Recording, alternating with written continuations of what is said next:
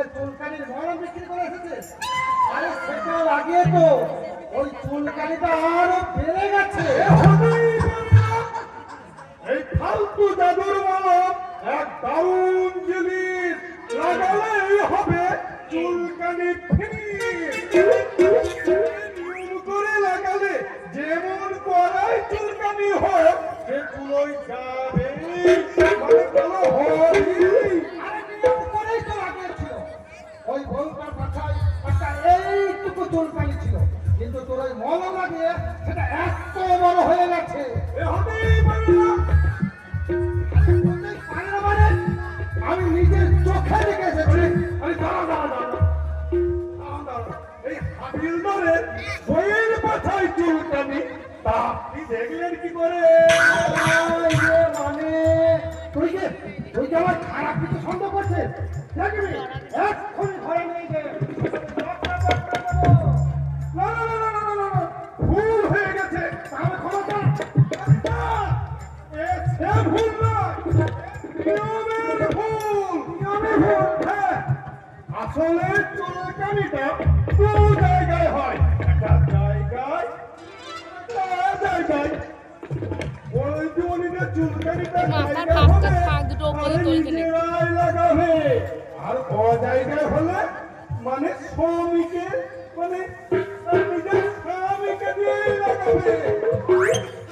আমার মনে হয় হাবিলদারের বউ কোনো আসামি, মানে কোনো আসামিকে দিয়েই লাগিয়েছে, চুলকানিটা আরো বেড়ে গেছে।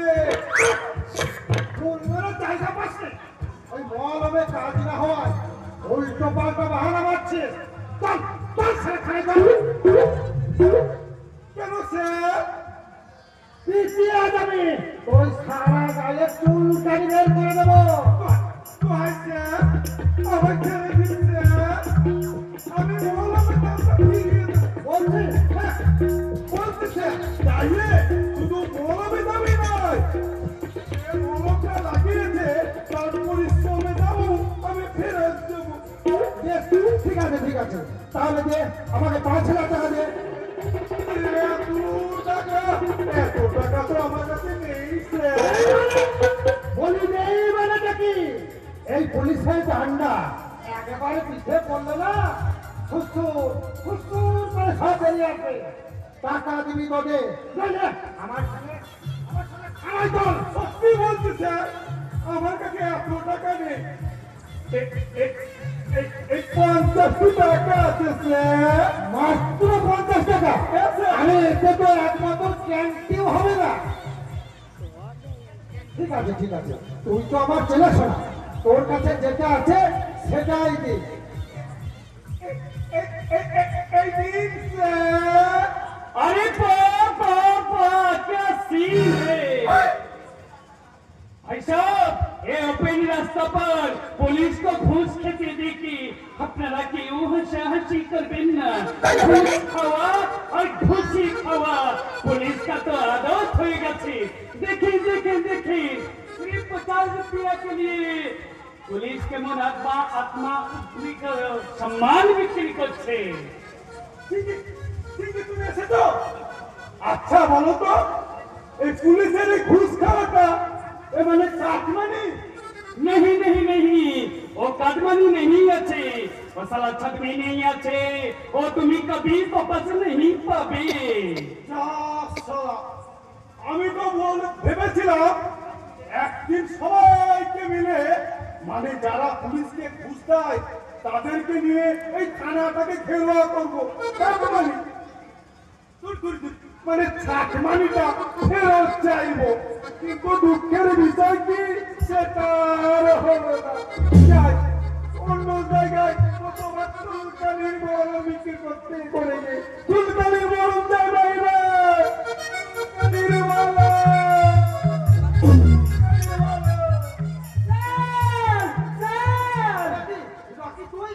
রুদ্র খবর কি?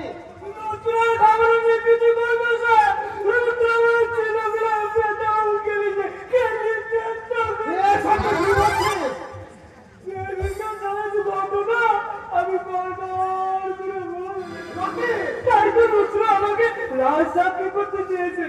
তুই তুই রাজ সাক্ষী হবে? যাদের হয়ে আমি রাজ্য হয়ে গেছি স্যার। তবে আজ শুধু বুঝে পালিয়ে এসেছি। রুদ্র কোন জায়গায় লুকিয়ে আছে আমাকে দেখাবি, চল। বিশাল পুলিশ বাহিনী নিয়ে গিয়ে ওই মালটাকে আজ আমি ছেঁকে তুলবো। আপনি একদম রামপুত্র আছেন স্যার। রকি ওখান থেকে চলে এসেছে জেলিউ। রুদ্রকে আপনাকে ধরা দেওয়ার জন্য বসে থাকবে।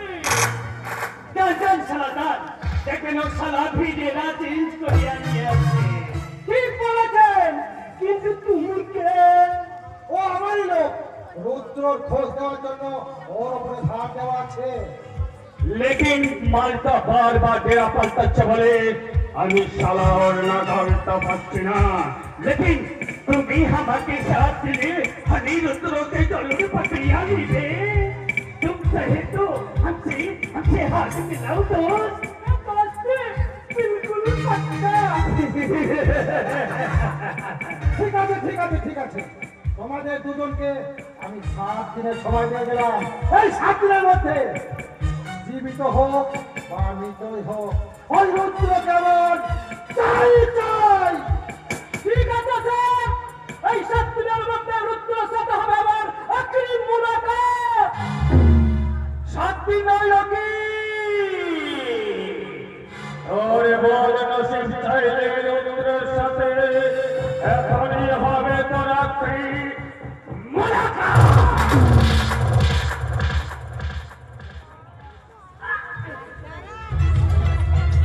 क्या तूने? যে দেখ আমি কে।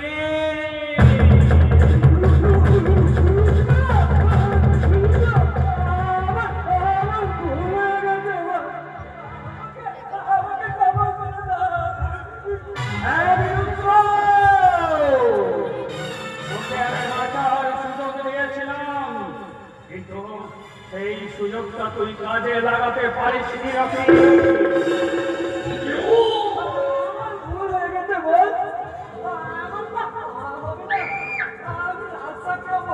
আমাকে চিন্তা বস। তোকে আজ আমি রাজ সাক্ষী বানাবো, তবে আদালতে নয়, ওই ভগবানের আদালতে।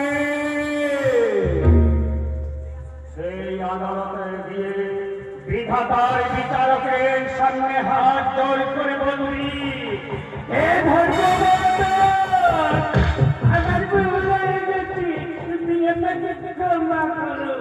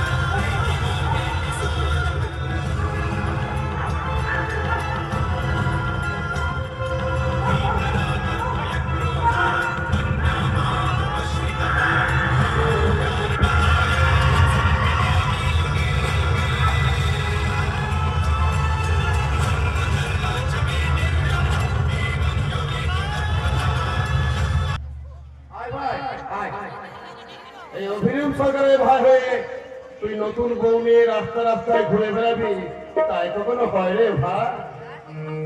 তুমি তো বলেছিলে দাদা, আমি যদি জমাকে বিয়ে করি তাহলে আমার এই বাড়িতে স্থান হবে না। মুখের কথায় তোদের সব হয়ে গেল, এই অন্তরের ব্যথাটুকু দাদা, ভাই, তুই ছাড়া আর আমার কে আছে বল? তোকে এই বাড়ি থেকে তাড়িয়ে দিলে আমি কি একা এই এত বড় বাড়িতে ভূতের কীর্তন করব নাকি? সেই জন্য তো তোরা বিয়ে করে রাস্তায় রাস্তায় ঘুরছিস শুনে আমি বাড়ি নিয়ে এলাম।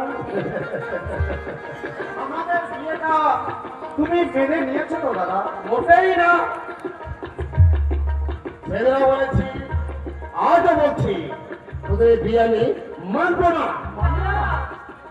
আমাদের বিয়ে আপনি মানবেন না। কেন মানবো? বলি কেন মানবো? আমি কি এই বিয়ে দিয়েছি? আমি যেদিন নিজে দাঁড়িয়ে থেকে মহা ধুমধাম করে তোমাদের বিয়ে দেব, সেদিনই আমি স্বীকার করব এই লক্ষ্মী মাতায় আমার সংসারের পুরো লক্ষ্মী। আমাদের ক্ষমা করো দাদা। তোমার মতো দেবতুল্য মানুষকে আমি কতই না কটূক্তি করেছি। এসো এসো জবা, আমাদের এই দেবতার চরণ স্পর্শ করে আমরা নতুন জীবনে পা বাড়াই। থাক থাক থাক থাক। কেন দাদা, তুমি কি এখনো জবাকে মন থেকে মেনে নিতে পারো? আর দূর বোকা ছেলে কোথাকার। এই নতুন বউ প্রথম আমায় প্রণাম করবে, আমি তাকে খালি হাতে আশীর্বাদ করবো, তাই কোনো ভয় না ভাই। আগে থেকেই আমার যে সোনা দানা কিনে আনা উচিত ছিল। প্রথমে কি দরকার জানো? আপনার আশীর্বাদে আমাদের সবকিছু বেশি করতে তাই বললে কি হয় মা? আমার তোকে সারা আল্লাহ বলে কোনো জিনিস আছে নাকি? হ্যাঁ অরূপ, আরে কাজ কর না ভাই, এই ড্রেসটা চেঞ্জ করে তোর করে একবার সোনার দোকান যাতো, বৌমার জন্য একটা বড় দেখে নেকলেস নিয়ে আসবে। আর তার আগে এই ব্যাংকের চেকটা ভাঙে নেবে, এই চেকের সই করাই আছে। এখনই এসবের কি দরকার ছিল তুই দাদা? তুই বুঝবি না ভাই, তুই বুঝবি না, আগে শিখি যা, নেকলেসটা নিয়ে যা যা। এই ওটা না হলে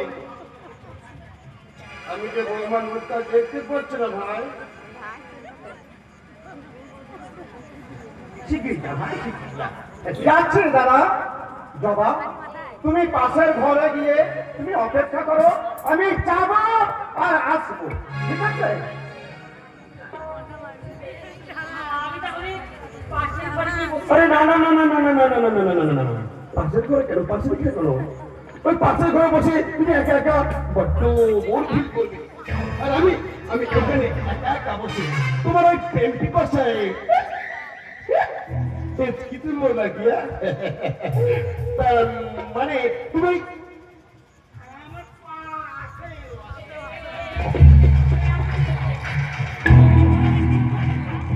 তোমার এই সর্বাঙ্গগুলো ভালো করে দেখবে বলে আমার ভাই যেটা পেয়েছে সেটা একটা টাটকা তাজা মাছ না, একটা পয়সা।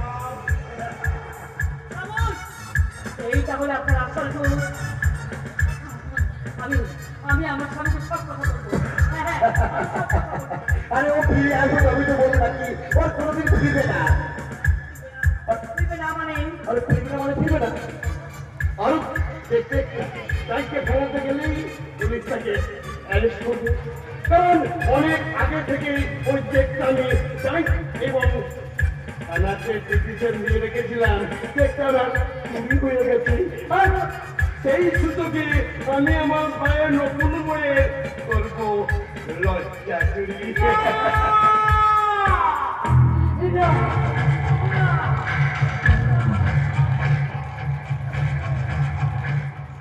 কিছু বলবে?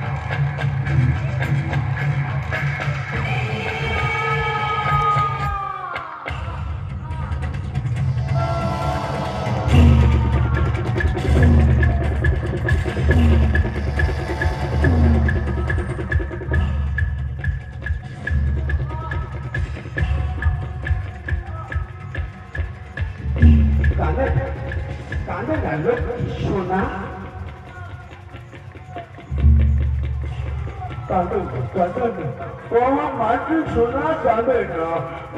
আমার আমার ভাই সে কবে ফিরবে? তবেই তো তোমার ফুলসজ্জিত হবে নাকি? তাই আবার ভয় নাকি? আমার তো একটা দায়িত্ব বলে জিনিস আছে নাকি বলে? তাই ভয়ে ভয়ে পক্ষী দিয়ে তোমার ফুলসজ্জিতা ছেড়ে গেলাম। আমি সব কিছু মেনে নিই। তুই এই খুশি হাসি হাসবি, এই হাসি আমি তোকে হাসতে দেব না। আমি আমি তোকে মেরে ফেলবো শাহজাহান, আমি তোকে মেরে ফেলবো।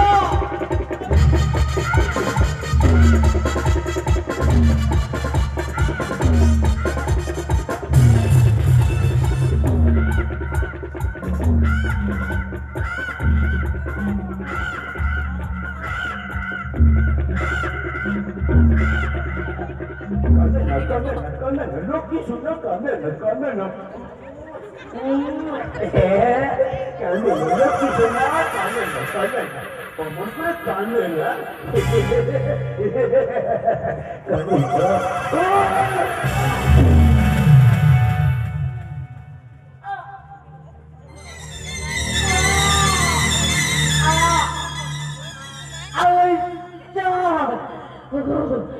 তুমি কোথায়?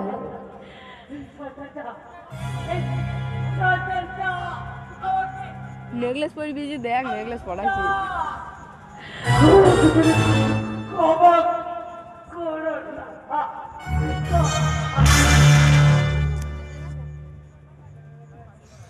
বাবারে পেটে চাকু বুকে দিয়ে হেঁটে চলে যাবে কি হচ্ছে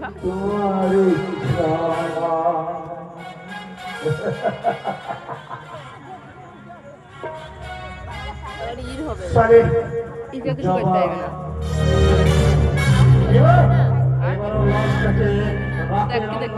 মনে হচ্ছে না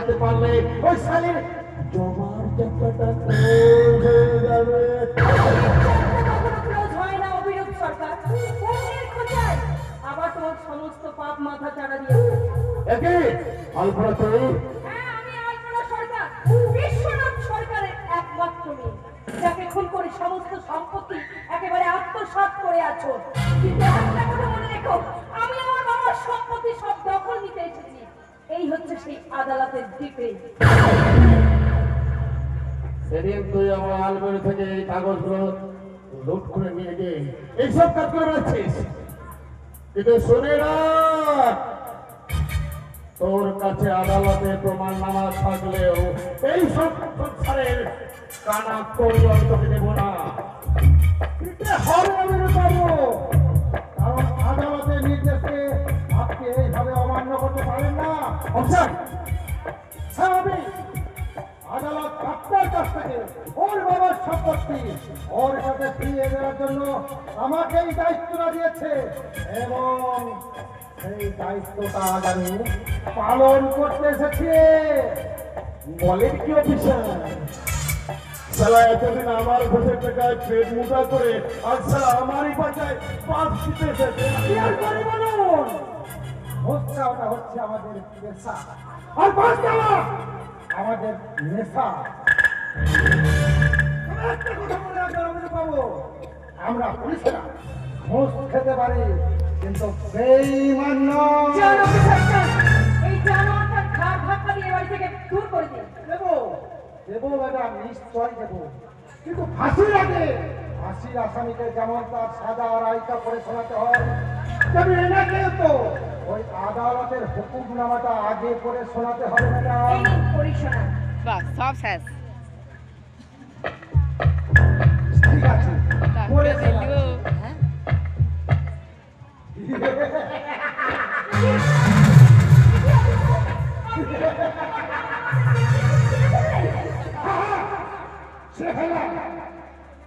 এতদিন যা নোট খেয়েছি তার গুণ না গাইলে লোকে যে আমাদের বেঈমান বলবে না। পুলিশ কখনো বেঈমানি করে না।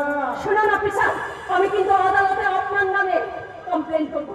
আমি তো জানি ওই আদালত পর্যন্ত যাওয়ার সুযোগ পাবে তবেই তো কমপ্লেন করবে। বলুন, ওর বাপের মতো এই মালটাকে আপনি হাফিজ করে ফেলুন। মালটা খালি প্লেন খেলে করে কথা। তার আগে একটু মজবুত করে করেছে।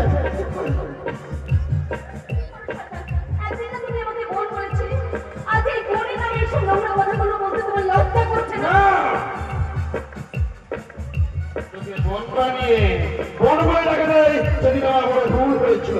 তো আজ থেকে বউ বানাবো, বউ একাধিক পুরুষের এক রাতে বউ।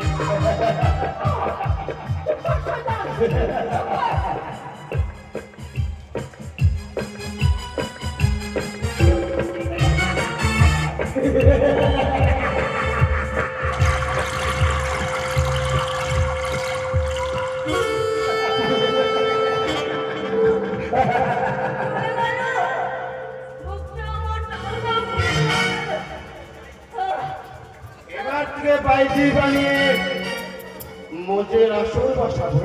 আসে আসলে তোকে নিয়ে আমরা মোজ মস্তি করে আমি কিছুতেই গান করবো না। আর বলছি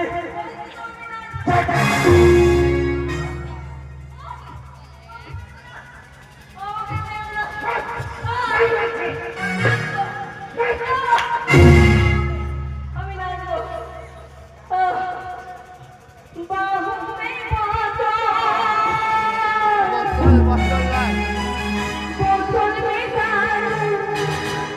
दारू में मेरी निशा एक बार जिसे कोई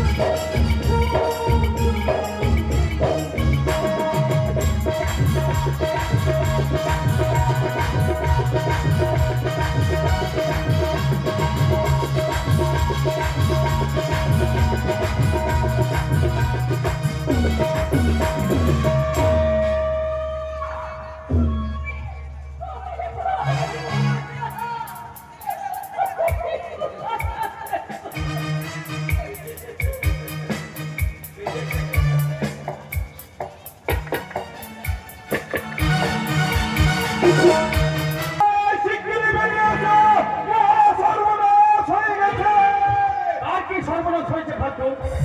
আর কোন দিদিমণিকে তারা যেন উঠিয়ে নিয়ে গেছে। সে কি আদালতের নির্দেশেই তো আলপনা তার বাবার সম্পত্তি পুনরুদ্ধার করতে গিয়েছিল। তাছাড়া তার সাথে তো পুলিশ অফিসার ছিল। পুলিশ অফিসার অগ্নিশ্বরাই বেইমানি করে আলপনা দিদিমণিকে ওই অভিনব সরকার হাতে তুলে দিয়েছে। শয়তান অগ্নিশ্বরা! তোর শেষ সময় আজ ঘনিয়ে এসেছে। আজ তোর রেহাই নেই রে জানোয়ার! কিন্তু ভাগ্য, তুই কি জানিস আলপনাকে কোথায় ওরা লুকিয়ে রেখেছে? জানি না গুরু, আমি কিচ্ছু জানি না। আমি জানি কোথায় কি অপকর্ম করে বেড়াচ্ছে সব জানি। কিন্তু তোমরা কি জানো আমার দেবদূত কোথায়? তাকে যে আমি সারা দুনিয়া ঘুরে বেড়াচ্ছি। এখন তুমি যাও তো, যাও তো পাগল বাবা। এখন এখানে পাগলামি করার সময় নয়। তোমার ক্ষেত্রে চরম বিপদ।